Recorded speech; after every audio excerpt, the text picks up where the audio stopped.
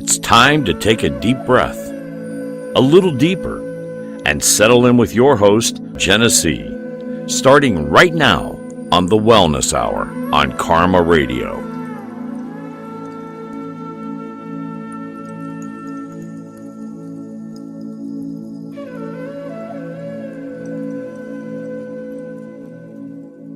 Good morning, happy Friday. You are listening to the Wellness Hour on KRMA Radio.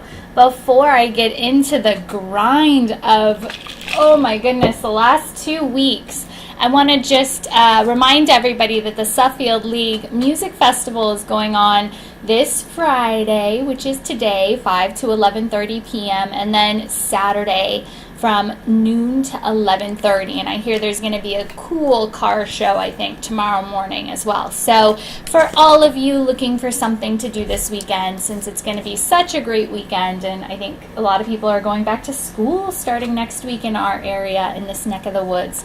So something fun to do, and our station manager has a big hand in putting that together. So supporting him in KRMA Radio, and I think we're going to be represented there too as well. So go meet some of the hosts of the different radio shows and just have a good old time. So welcome. Like I always say, I hope you have your coffee in hand and are ready to take a fun spiral dive with me. There's been so many things going on, so where sometimes we talk about things on a bigger scale. I want to recap some of the things that I've been doing for the last 2 weeks, because it's just been mind-blowing, and I want to share, because there's always education and truth that comes out when we share our story with others. So hopefully this resonates with you, and hopefully we tap into some of the fun questions and things that have been happening in your world. As always, I have my phone next to me, and I did post a live Facebook to get some people to send responses to a question I had posted earlier, something that I had experienced yesterday. So you can find that on Facebook under Jenna C. Roy, I believe is my Facebook tag there, JENESSEEROY, and you can look at that and then send me some responses. Still, I'm eagerly awaiting those responses. I've gotten a few, and so I'm excited to talk about that a little deeper in the show. So take a deep breath, nice deep inhale through the nose, and exhale out through an opened mouth. Let's get connected and start this beautiful wellness hour here on KRMA Radio. So I have been gone the last 2 weeks. I was invited to Mount Shasta, which is right there at the tip of California, right at the bottom of Oregon. And if you're following the news at all, you know that whole area is on fire right now. It was on fire when I arrived 2 weeks ago. It is still on fire. It is pretty unbelievable how intense it is out there. I was invited to the Promise Revealed conference and spoke for 2 hours there on basically the last 5 years of my life and what you would consider or label the ascension process that everybody's going through, and having what we call ascension symptoms with right now, and just so many people's lives are shifting, changing. This is always the MO of any human. We're always going through shifts and changes, but sometimes those shifts and changes are a lot more intense than other times, and we just happen to be right in the middle of one of those very intense spots in the timeline of humanity. And so that's what I had gone out there and been asked to speak to this last, it was probably 10 to 12 days ago now. And it was a beautiful conference, lots of very motivational and connected speakers. I was privileged enough to arrive a little bit before my talk at 11 a.m. and then got to stay until 6 p.m. and listen to Omnek, who was just a phenomenal, heart-centered blessing to hear and to speak her truth. And she just kept things in a very mainstream voice, which was very nice to hear her message broken down about just loving yourself, trusting yourself, and trusting that everything that's shifting in your life right now is meant to be shifting and meant to be experienced. And so to trust in that, and while you're trusting and loving in yourself, trust and love in your neighbor, and through trust and love, we can really just shift all of this, what we would call density, right? The ring of fire that is literally engulfing the West Coast right now. So we were there. We flew in. I personally flew in 2 weeks ago, again, the Thursday before the conference and my speaking engagement on Saturday. And I flew into Portland, Oregon to meet up with my family who lives out there. And then we started the 6-hour drive down to the northern tip of California, and we were getting warnings all along the way. We were actually not sure if we were going to be allowed to drive down, because we had to pass through not only Portland where we started, but then down past Grants Pass, Oregon, Medford, Oregon, Ashland, all these places. And there were uncontrollable wildfires going on just about everywhere. And then the Redding fire, which was the most predominant when we first flew out, which was right below Shasta. So we had fires when we were in Shasta, north of us and south of us.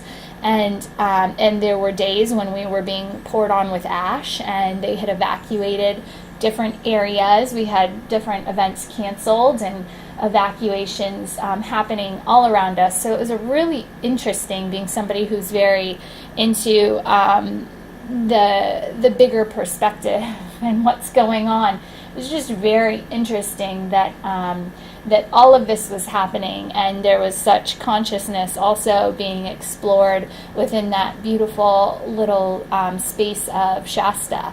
And the even more interesting, if we can say anything was more interesting than the entire experience, component was the entire weekend that conference was going on. Shasta was the only place all around that was held in clear air quality. Everywhere, north, south, east, west of us was in like the red zone of air quality, and the potential of fire evacuations. And the weekend of the Shasta Conference, we were the most clear area, and that had shifted right before it was poor air quality, and then right after it was raining ash down on that city. So put that whole neck of the world in your prayers and in your heart, because lots of people are being affected, evacuated. It's a terrifying thing to not know and have no foundation, and to be threatened in your foundation, which here is your home, your land, those things that make you feel trusted and secure in waking up and living your human life.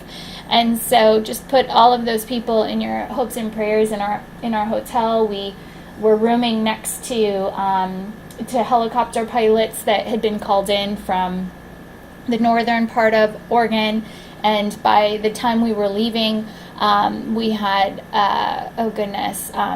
there were trucks from Minnesota. There were, the National Guard had come in. And so it was interesting, to say the least. It was scary. It was threatening. And so, here in Ohio, we're lucky enough to have enough water and rainfall and snow and wetness in our climate out here that is not a big threat that we have to deal with. And so California having earthquakes and fires, and also that whole West Coast, it's just a very terrifying situation when you go through extreme periods of drought and no rain.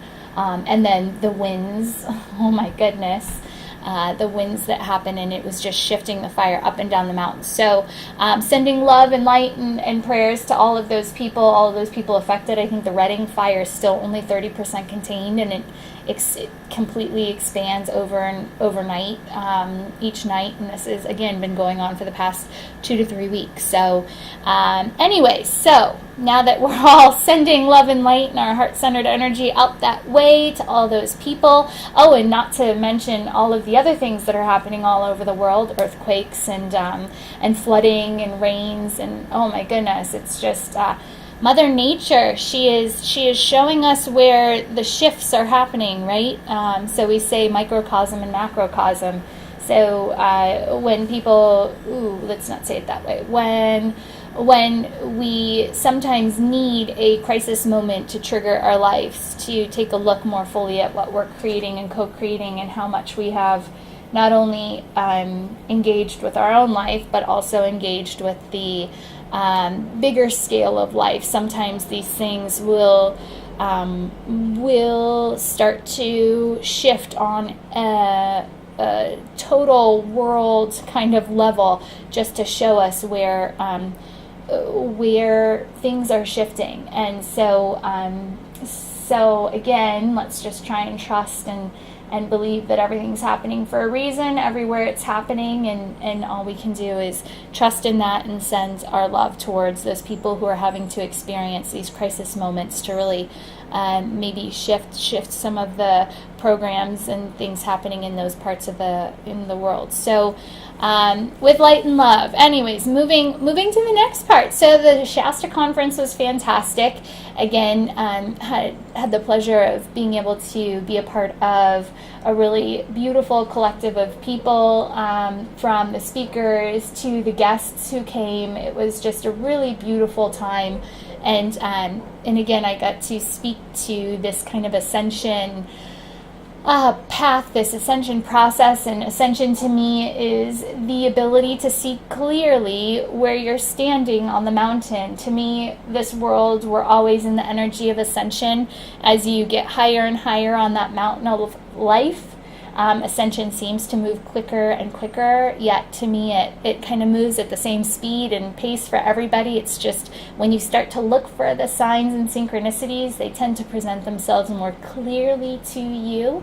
And so the clarity of standing on the top of the mountain and seeing what's happening to everything, and I'm going to say beneath you, but not in a bad way, but just being able to see the clarity of how everything's kind of shifting around you, really makes life that much more interesting to wake up and live each day. And so the main concept of the talk that I was giving was about the different stages and kind of what Buddha called the initiations that we move through in life. And so to me, that again is kind of the path of walking up that mountain. As we move through each of these initiations, we prove to ourself it's nothing ever outside of ourself that is initiating us or testing us. It's really just the consciousness and what we're willing to open ourselves, expand ourselves to, that allows us to move through these initiations. They say Buddha was initiate 5. He made that 5th level initiation when he was living as a human here on earth. And so you can assume when a 7-level initiation sequence, how elevated most of us are on that mountain. Anyways, so it was just a really fun lecture or workshop that I gave, fun for me anyways, because it was walking the audience through the different stages and experiences that I had moving through what I understand the initiations to be, and then taking that gained wisdom of my own experience and being able to apply it in almost a mathematical way to help others see how they're already moving through and connecting to all of these kind of initiate levels, through the physical body, the emotional body, the mental body, which basically clears you to the 3rd initiation level. And then once you do that, you kind of tap into who you have always been through all space, all time, the total, we call this the causal body or the oversoul, the totality of your soul incarnations, not only here on earth, but throughout the cosmos, and who you've always been and what you're carrying with you if you think of it like a boomerang is like how I like to explain it. If you pull that boomerang back through time, through space, and you're that marble that's in the boomerang getting ready to launch. So as you pull that boomerang all the way back as far as you can, and then you launch that marble, that entire trajectory through all space, all time is you're the marble. And so every millimeter on that trajectory that it moves is a different incarnation that you've had, or a different experience that you've had.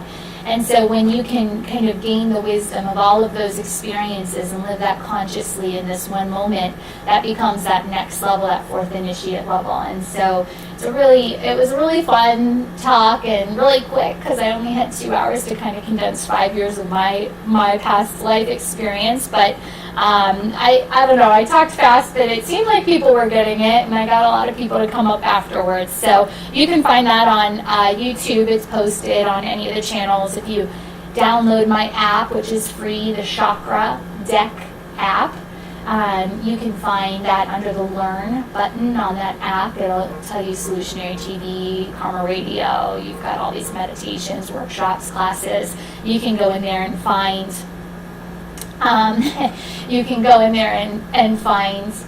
any of this content and rewatch it or engage in anything that's interesting to you.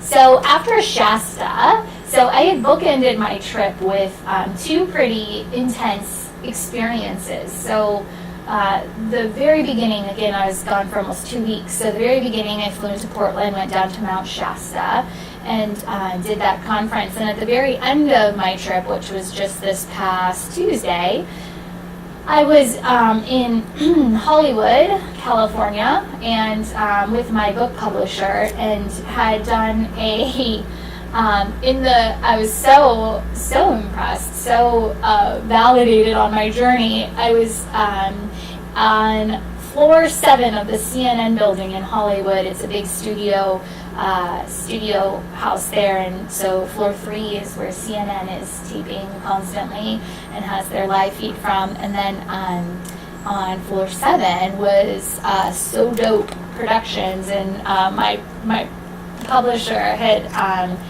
gotten me into this production house to tape a master class. And very interesting. I was so focused around creating the content for the Shasta Conference, and put so much energy, but really only started doing that about 2 days prior to the flight. And I guess we can talk about that more fully. So for me, what I do when I'm asked to do a speaking engagement, or anything really that's in this vein of consciousness, I was asked to do this back in January, and probably once a month I'd kind of stretch my mental field into this Shasta conference that was here end of July, beginning of August. And so back in January, I'd kind of reach my mental framework over to August and see if I could think into what was needed for this 2-hour talk. And so every month I'd kind of tap into what was upcoming for this conference and feel into it to see if there was any kind of resonance with what workshop or what I needed to create for the event. And every time I would tap in, I'd get some downloaded information, or I'd feel into the energy that wanted to be put into the presentation. And I'd feel into it, and it'd feel kind of connected, but it wouldn't feel connected enough to start working on the PowerPoint. And so I did this every month, and every time I tapped in, I'd get a little bit of a feel for what information wanted to be put into that PowerPoint, but it was never the correct information. And I could feel that, well, this could be fun to play with, but it's not exactly it. And so here, being somebody who wants to have a successful presentation and knows that I'm going to get the yes, this is what needs to be presented in August, at some point I waited, and I kept waiting, and every month it just didn't feel right. It didn't feel connected enough for the energy that needed to be expressed during this conference. And so finally, 2 days prior, I tap in and get a full download of how this presentation needs to flow. So 48 hours prior to flying out to Mount Shasta, I was putting together a slide-by-slide PowerPoint. There were probably 20 pictures on the slide, and when I do PowerPoint, I basically just put a word on a slide so I know, where my train of consciousness needs to go and keeps me kind of in line, but there's no real words that I'm reading or information or content. So I just put these slides together right before, and had an interesting experience, 48 hours out, finally getting all of this information through. And so at that point, I'm really starting to resonate with the information that needs to be spoken to these conference attendees. And so it started building me up energetically, meaning I started getting that good nervous energy that any presenter or, musician or anybody who's going to go on stage, I started tapping into the collective group mind of who was going to be showing up and what they needed to hear at that time. So when you do that, you start really holding a lot of other energy that's not your own. And when you do that, for me anyways, I started vibrating, or what we would call almost this exciting, nervous, but just that good, anybody who has to present, it's that really good, I'm holding space, hoping that everything aligns how it needs to, but being somebody who basically goes up on stage without a very fluid plan, just kind of an outline or a structure, I get a little bit more nervous because I don't know, I don't have it all written out. I haven't practiced a speech. I haven't tried to organize my thoughts too much more beyond the one-line titles that I placed in. So I was holding a lot of intention to make sure that workshop was spoken perfectly for this conference, and I hadn't put any energy or attention into the Hollywood master class that I was going to have recorded, studio recorded in LA. So it was really an interesting dynamic. It was very almost imbalanced. I put 100% of my holding space energy into the Shasta Conference, and then had absolutely no connection, no attachment, no worry, no good nervous energy around the Hollywood production house. And so then at the very end of the trip, when I went into my beautiful sister was driving me from San Diego to LA, and she starts asking questions, and I think I started the conversation. I said, I'm starting to get a little nervous for this like big Hollywood production that I'm supposed to put on and be taped recording, because I haven't really planned anything, and I was supposed to tape 8 to 10 short vignette kind of masterclass sessions and different episodes, right? 8 to 10 different episodes that were between 15 to 25 minutes long. And so I started telling her this. I'm like, I'm starting to get a little nervous. I have not even thought into this one moment, one breath, one heartbeat. I haven't given anything to this, what I'm supposed to be doing. And we're now like 2 hours out from Hollywood. And my sister is a complete empath and so sensitive, and she almost starts to throw up for me. She goes, Genesee, I'm feeling into this, and she's like, just channeling this nervous energy. She's like, I couldn't even do it. I couldn't even stand up. I don't even know how you're going to get up there and basically talk to a camera with your producer and publisher sitting in the room. She goes, I don't even know how you're going to do it. So watching her face almost throw up makes me almost want to start to throw up. Like the energy. What was that movie, Stand By Me, on the wheel go round thing that spins and one person starts to lose it and then everybody does? That was like our car ride. I'm watching her face as she's like holding back the nerves for me. And so it was really interesting because the master class I was teaching was on the spa industry and how to bring the spa lifestyle home.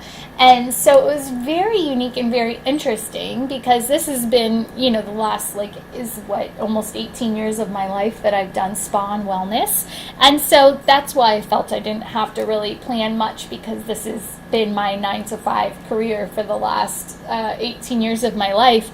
And so my book publisher said, you can weave the esoteric into this, but you're right now known as a master at spa, and that's what they want to hear you speak to.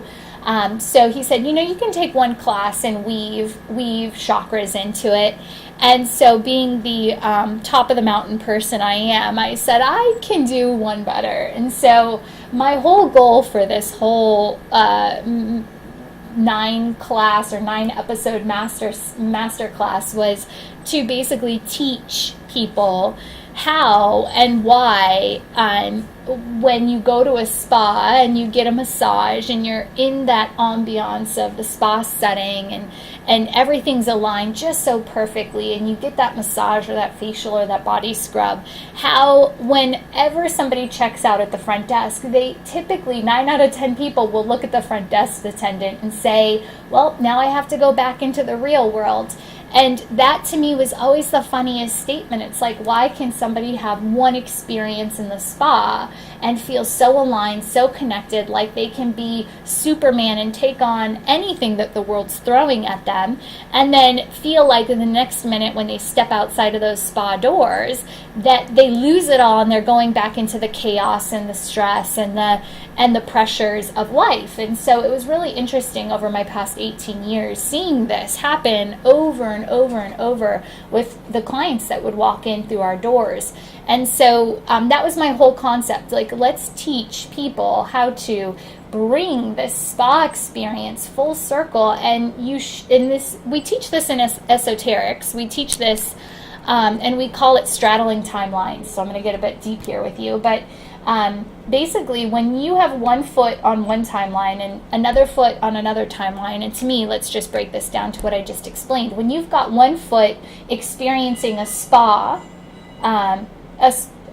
energy, and having such a beautiful connected experience, and then you've got another foot that is experiencing life as density or stress or chaos or however you want to label it, right? And you see those two worlds as two different. You can be one person when you're at the spa, and you can be a totally different person when you're engaged in kind of that monotonous life, or that hamster wheel of life. How do we not straddle two timelines? So in esoterics, we call this straddling timelines, because what happens is when you fracture yourself and you start to say, I can be one person at home, I can be one person when I'm at the spa, I can be a different person when I'm with my friends, and I can be a even different person when I'm at work. That means you're fracturing, you're basically splitting your energy, your authenticity into multiple facets of a human experience, and you're playing roles, you're taking on archetypes to basically either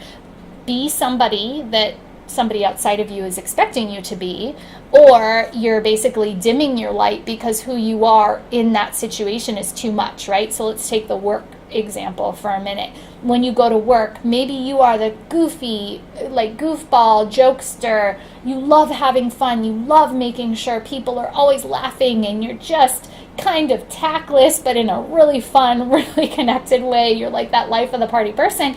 And maybe you're a lawyer, right? And because you're a lawyer, you have to take on a role, take on an archetype of what the quote unquote lawyer role should look like. And so when you step into the office, you're suited up. When you put on the suit, it becomes this blueprint of, I have to tone myself down. I can't be my funny, authentic self. And so I have to be one version of myself at work. And now take that to your home life. Maybe you have young kids, and so that tactless, funny, jokester, whatever personality has to be reined in. The light gets dimmed again, and you have to make sure you're not saying inappropriate things. And so you're fracturing yourself into this another archetypal energy. And then let's say with your friends, because you don't get to be your authentic self, and your friends from college, you guys still hang out on the weekends or whatever it is, and so you are like way overzealous in trying to get everybody to laugh and joke, and when you leave that, you're so drained of the energy because you've just given all of that stuff that you've bottled up in these other facets of your life, and you've just given it all outside of yourself to these friends because that's the one place you really feel like you can express it, but you like overdo it, right? And so that's kind of back to spa and kind of living these two timelines. This is what we end up doing so often. We end up taking on roles, playing these kind of archetypal expectations that either society puts on us or we put on ourselves and tell ourselves we can't be this one person through all of these different facets of my life experience. And so in this masterclass, I was using that spa. I was using spa language because I think, it's I forget what the percentage is now. Back in like 2012, I think, I'm not even going to say a percentage, I don't know, but there's not a lot, there's still in a national scale, maybe only like 30% of people have stepped foot into a spa. And so it's a small market that we're talking to, but I think nowadays it's one that's a lot more recognized than it was back in even 2010, 2012. So people know what a massage is, whether they've had it or not. But I was really speaking to these people who have experienced that energy of stepping into a place and having a complete shift and transition in what it can feel like to be completely stress-free, what it can feel like to be completely attended to on every level of your awareness, to feel like the environment is so supportive that you can just be you and not have to play a role, take on an archetype, be this kind of belief system or this pattern that you've created for yourself, and you can really just sink into being who you are. And then in that you disrobe and get completely vulnerable, and then allow somebody to massage you or give you a facial, right? And somebody you don't even know. And so basically what I did was each of the different episodes I talked about how, through chakra theory. So episode 1 was about the root chakra and how basically there's parallels in the spa, how creating that peaceful environment basically starts the whole process. When you step into a spa, you smell the lit candle. You see how clean the spa atmosphere is. It is pristine, it is comfy, it is meant for you to go in and just absorb yourself and reconnect with yourself and relax and let go, and everything's attended to. You get handed cucumber waters, by spa attendants. And so interesting enough that, you look at now your foundation and what you've created in your environment.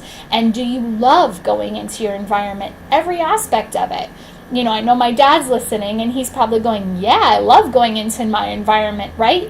But he likes going to his outside environment. He lives on this beautiful lake in Virginia, and he has completely shepherded the land to be just this beautiful, energetic vortex spot where the lake is right there. He's cleaned and just takes so much care over his land. He's got north, south, east, west totems. He's got granite veins that run through this land. He lives on the end of a mica mine. So, he's got like quartz, crystal just everywhere. He like empowers his land.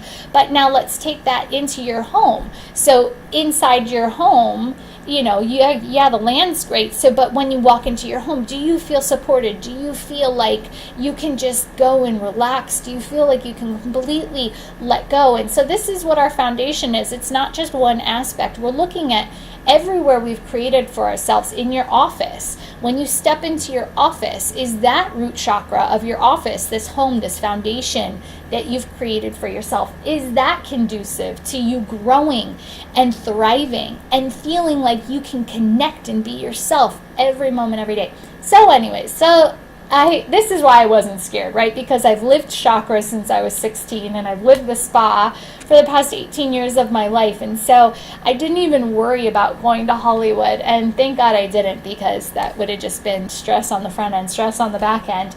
So he takes me into the studio, and it was the coolest studio. If you guys, let's see, it was very like... It was very Led Zeppelin meets Alice in Wonderland meets Lost surfboards meets like cartooning. I don't even know. It's amazing. And so they had like the whole wall just like painted with crazy colors. And I walked in with a pink skirt and a black shirt and my little top knot, which on my head, my hair in a top knot, which I call my unicorn horn. And and basically the whole studio is filled with just props. I guess the owner of the studio just loves finding the most obscure props. They had everything from like a huge, like bigger than me Oreo cookie to like Marilyn Monroe to like ping pong things and huge like 2-story Raggedy Ann dolls and just like complete madhouse crazy stuff. Big old disco ball. And so basically you kind of got to pick the props that you wanted to be in the set, and they had over like 20 chairs all over the studio. And because they do a lot of masterclass or interview style recordings, the host of the master class, whoever's teaching, which was me in this case, gets to pick their chair and gets to pick some of the props that they're surrounded by. And so the guy looks at me and goes, "You need the princess chair," and goes into one of the offices and gets this huge pink velvet couch that's kind of got these winged arms on it. So I sat there in lotus position the whole time, and it was fun. It was just so much fun. There was no stress. It was like the last 18 years of my life, and just this really fun, creative. I knew we were going to do 8 episodes, and each episode was going to go through each of the chakras with one intro episode. And so I just kind of gave in to whatever came through, and I have no clue what it all sounded like. You know, producers and publishers are very eager to make you feel good about what you're doing. They don't give a lot of criticism, so or at least mine don't. So who knows what came out, but that's going to be on, I guess, Movie Baby is what it's called, and it's kind of going to be one of these like subscription-based, like a Netflix-style streaming thing you can put on your TV, I guess, or whatever, wherever you use apps and stream content.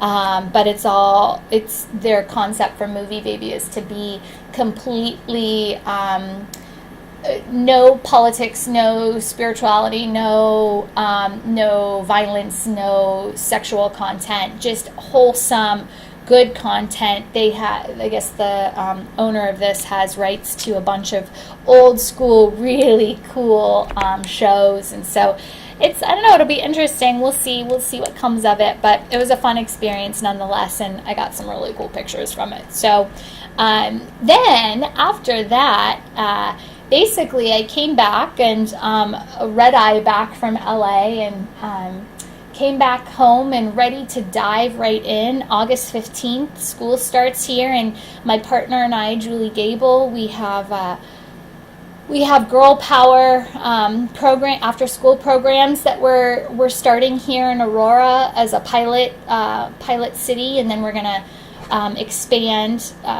very quick after that to other cities and districts. And so we're doing all this empowerment programming for young girls from 3rd grade to 12th grade.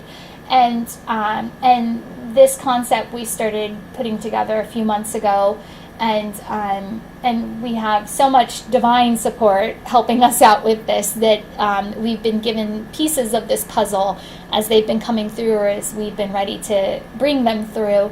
And this puzzle is turning out to be one of the most miraculous. I'm so connected. Julie is so connected to this process and what we're accomplishing for young women. And everything that we've needed has come through at the right time. So while I was in LA, San Diego, I was introduced to a woman who started Wellness Warriors for the military, and it's a work using yoga to move through PTSD and trauma. And I was connected to her and went and had just these most beautiful conversations with her. And she's such a beautiful light in everything she's created, and all the red tape she's broken through with the military, and bringing these yoga trainings to not only the different hospitals, hospitals and different bases that she's being begged to come on to and teach the instructors, the fitness instructors, as well as the soldiers, Marines themselves. And so anyway, she's just a beautiful light that's done this for the past, I think, 5 to 8 years. And so connected, has had to bring yoga to a very mainstream message, which is what we're having to do with our program, being able to speak to a 3rd grade level and teach emotional concepts as well as physical concepts without any kind of just making it very easy and all about the physical body, the emotional body, and the mental body, and really encouraging these girls to step into the full truth of who they are. So anyway, so I was introduced to really beautiful people while I was in California. Also, my aunt had just gotten triggered in working and empowering young women, and her and I on a spiritual level have been very connected throughout our journeys, although we've never gotten to work together or do anything together. We've kind of been climbing the mountain at the same time. And she just got asked to, she's on the board of it's American University Women, and it's women inspiring young women to go into the math, science, engineering, tech, entrepreneurial studies, right? And so we now, through that connection, we have figured out how to bring more of this kind of purpose work to these young girls through this girl empowerment programming that Julie and I are creating. And so through all of this, we've made a lot of connections. The puzzle pieces are coming together very clearly to paint a very big picture about what we're trying to do and bring to these young girls in these different communities. And so with all that, yesterday I got home, and this all starts for us on August 15th when these girls go back to school. And so Julie and I have, of course, gotten together since I got back home, and we've been brainstorming and now looking at this program through, we've always been looking at it through big eyes, but we've been looking at it now through even bigger eyes on how we want to expand and who we want to co-collaborate with to bring physical, emotional, mental clarity to all of these young women that we're going to be working with and co-creating with. And so in all that, there's another facet that came through for me that I had printed out and wanted to put some of my energy into for this program. And it's this really big, worldwide, this program is looking for women entrepreneurs, and it's a competition. And it's a bunch of like-minded women. You have to fill out a whole application form, 20 pages long, and basically submit what you're doing, and to basically be selected. And they're selecting one woman entrepreneur from each country to come and be a part of this worldwide collective that's helping to bring not only women entrepreneurs to the forefront of what's going on around the world, but also to teach these women skills within the business realm to help and give them the networks to help them be successful in what they're creating. So as soon as I got home, I started putting together all this content. I had traveled with these papers, but never I didn't have time to focus any energy or attention on it. And so as soon as I got home, this was the number one thing I wanted to do. And in doing this, I spent basically all of yesterday, Thursday, 4 hours yesterday, filling out this paperwork, putting the big concept ideas down, and starting to really fill in the framework. It's basically like a business plan, but you have to do it. Oh gosh, it's crazy anyways. So it's like rewriting a whole business plan, right? Which anybody who's done that knows how much work and crazy attention has to go into that. And so in doing this, I have been able to see, how these puzzle pieces have been coming in all along over the past few months to really create this really big picture project. And the energy and awareness that I have towards it and that Julie has towards it, it's just so in alignment with what our youth, our young women are going through. It's so magical to see that when this reaches its point of success, that we can be graduating girls from high school with certification in yoga, and also have basically turnkey businesses to take while they're in college that are low time, low effort, low risk, high reward businesses that they can run just a few hours a day in basically mentoring the next level of girls in different school systems. And it's just this really beautiful project that there's so much energy behind it. And so I was feeling into all of this for the 4 hours that I was putting this plan together yesterday. And then as soon as I laid down to go to bed, which was not easy, my mind started clicking away.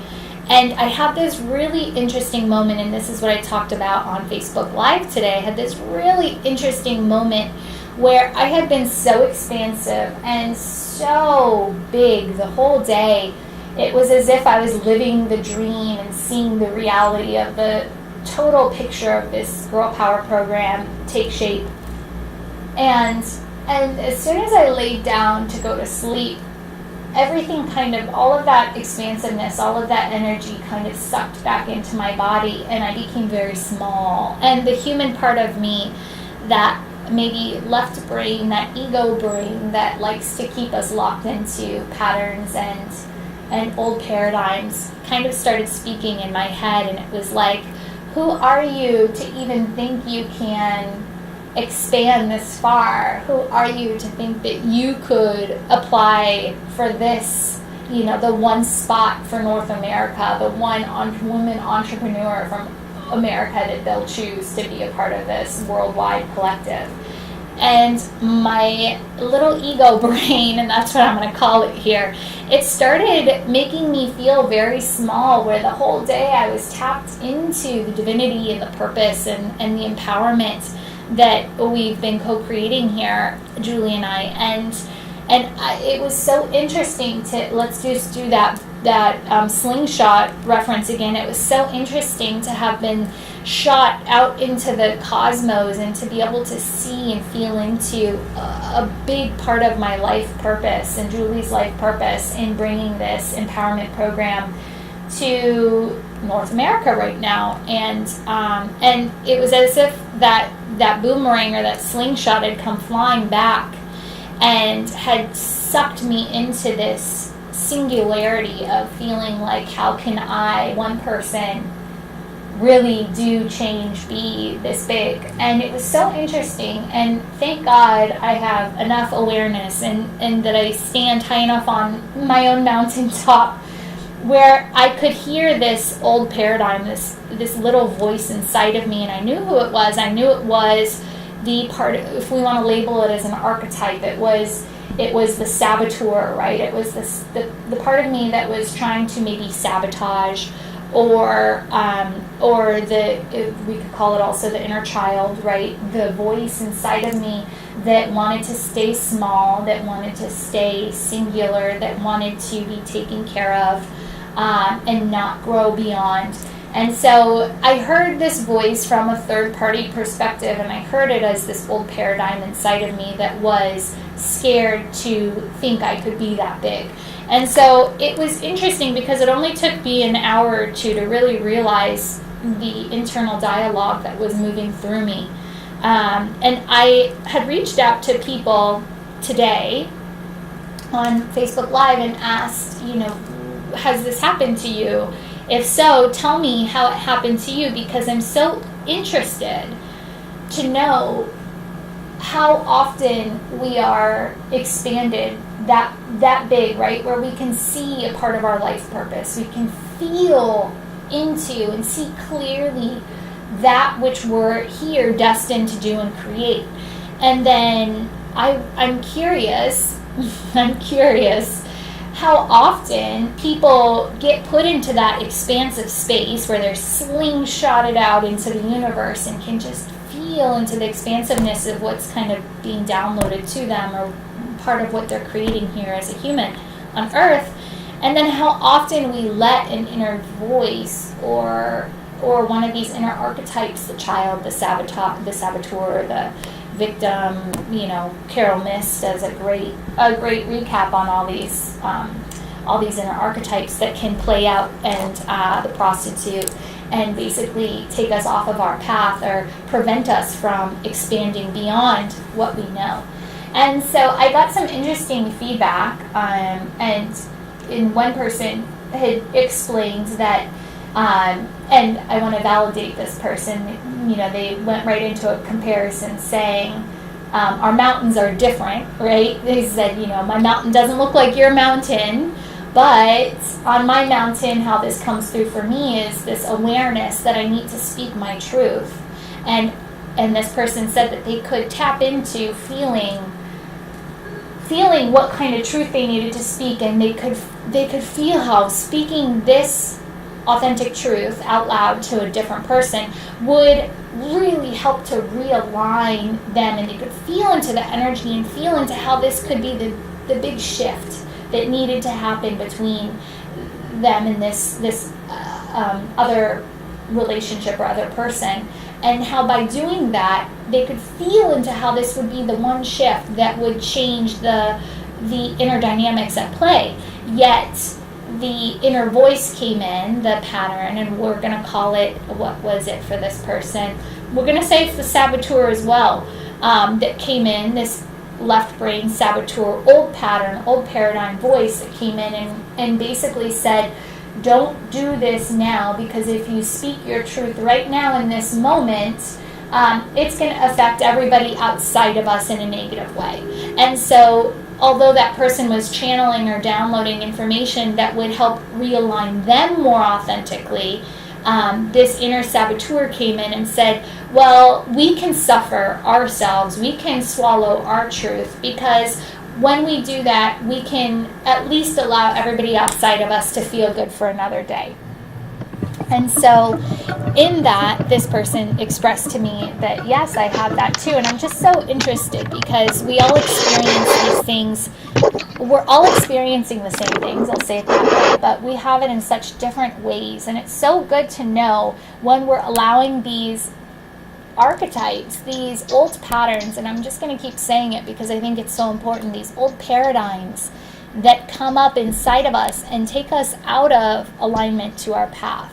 And I've spoken before in different episodes. I'm going to go to maybe episode 18, I think, 17 or 18, where I did the whole how energy downloads, right? Downloads into our crown chakra and then manifests here in this physical existence through our root chakra. And so in that whole process, we get these downloads, these moments of awareness where we can tell there's something going on outside of us that's looking to change, that's looking to basically shift us into a new reality. Yet in that moment, do we accept it? Do we let the mind go with it and create this new reality, start to bring it more fully into manifestation?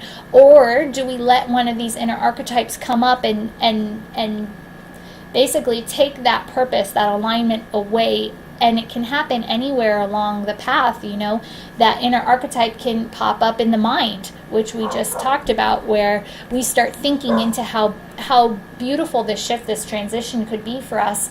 And then the vision, for me, the vision came up like, whoa, you are expanding way too quickly beyond yourself. Like, who are you to think you? And mine was also a shame thing. It was like, look at your path. You're not, I think some of the women who have achieved this before, went to Cambridge University and graduated with this, and then went on to, they're like lifelong students that have not only did Harvard work for them, they had to go to like Princeton as well and Yale as well and get all these different facets of the picture. And I'm like, whoa, I'm just this one little girl from right now, Aurora, Ohio. How could I even think I could play on a world stage, right? And so for me, I saw this, and then I started feeling into it, and it was like this inner saboteur came up and was trying to take this expansiveness, this old paradigm, or this new paradigm I'm supposed to step into, away from me.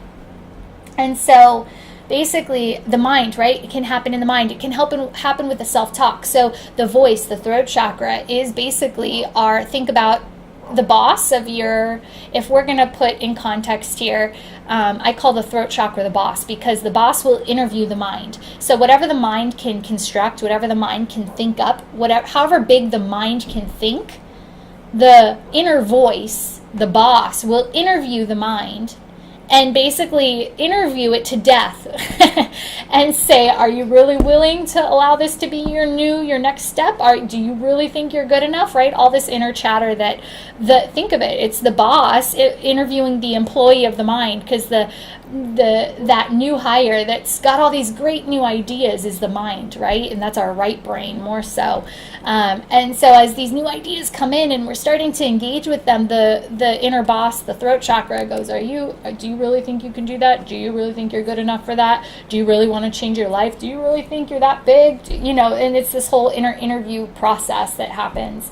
And so, what archetype might flail up there to have you trapped in your crisis moment in that old paradigm, instead of moving forward into the divine potential of what you can be.